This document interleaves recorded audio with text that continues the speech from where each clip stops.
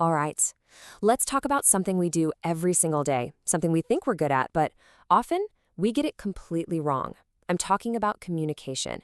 Today, we are going to dive into why a simple text message can spiral into total confusion, and how getting this right is about so much more than just talking. It's about how we build our entire world. So, first things first, let's peel back the layers here.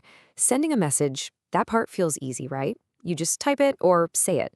But making sure that message lands the way you intended it to, that it's actually understood, now that's a whole different ballgame. I mean, we've all been there, haven't we? You say one thing, but the other person hears something completely different. And just like that, you're caught in a misunderstanding.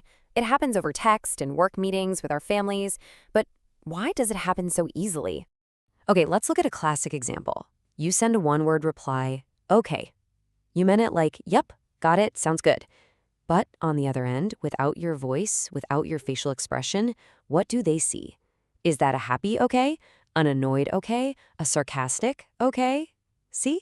The message you sent was simple, but the message they received could be anything. And that gap right there, that's the heart of the problem. So, if we want to figure out where things go wrong, we have to start with how it's all supposed to work in the first place. And the key thing to remember is that it's not a monologue. It's a dynamic, two-way street. And you know, what I think is so cool is where the word itself comes from. It's from the Latin communis, which means to share. So the whole point was never just to talk at someone. The goal is to create a shared meaning. It's about getting on the exact same page. And here's how that sharing process actually flows. First, a sender gets an idea. Then they have to encode it, put it into words or gestures, and send it through a channel like talking or texting. Then the receiver has to decode it. But here's the most important part. They send feedback. A nod, a reply, even a confused look. That feedback tells the sender if the message actually landed. It's a loop, constantly in motion. But as we all know too well, that perfect little loop is incredibly fragile, and it gets broken all the time by one big problem: noise. And listen, when I say noise, I don't just mean a car alarm going off outside. In communication, noise is anything that messes with that shared meaning. It could be using confusing words. It could be your own mood. If you're stressed, you're going to read a text differently, right? It could even be cultural differences or, yeah, an actual physical distraction. All of that stuff is noise. So we know the process, and we know what can break it. But what are we sending our messages through? Well, this brings us to the two main channels we're always using, whether we realize it or not. You've got two channels running simultaneously. The first one is verbal communication. You know, the actual words we say or type. This is great for details, for facts. But at the exact same time, you have the nonverbal channel, your body language, your tone of voice, your facial expressions, and that's where all the emotion and the real attitude comes through. Let's use probably the most infamous phrase in human history. I'm fine. We've all said it, we've all heard it. The words themselves are harmless. But what does it really, truly mean? Well, that's where the nonverbal signals tell the real story.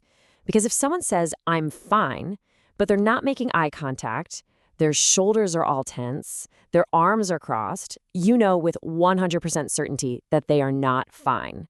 And that clash reveals a fundamental truth about how we communicate.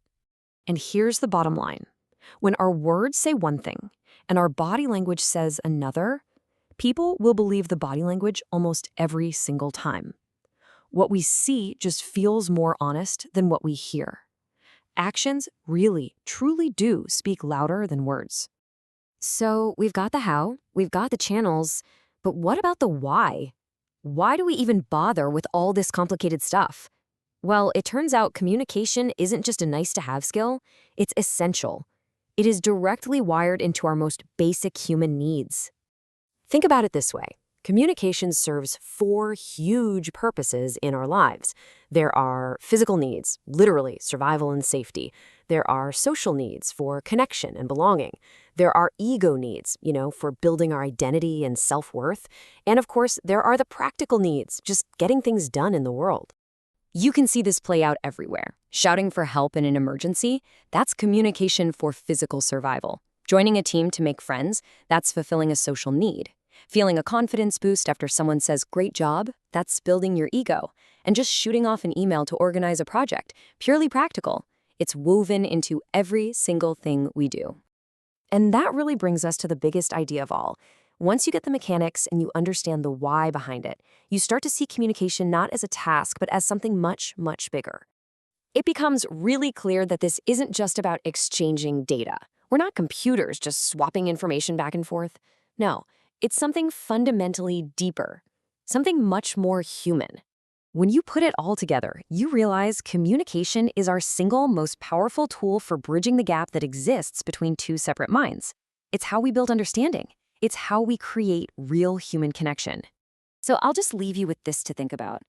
The next time you go to send a text, or speak up in a meeting, or just talk to a friend, ask yourself, am I just sending a message, or am I building a shared world?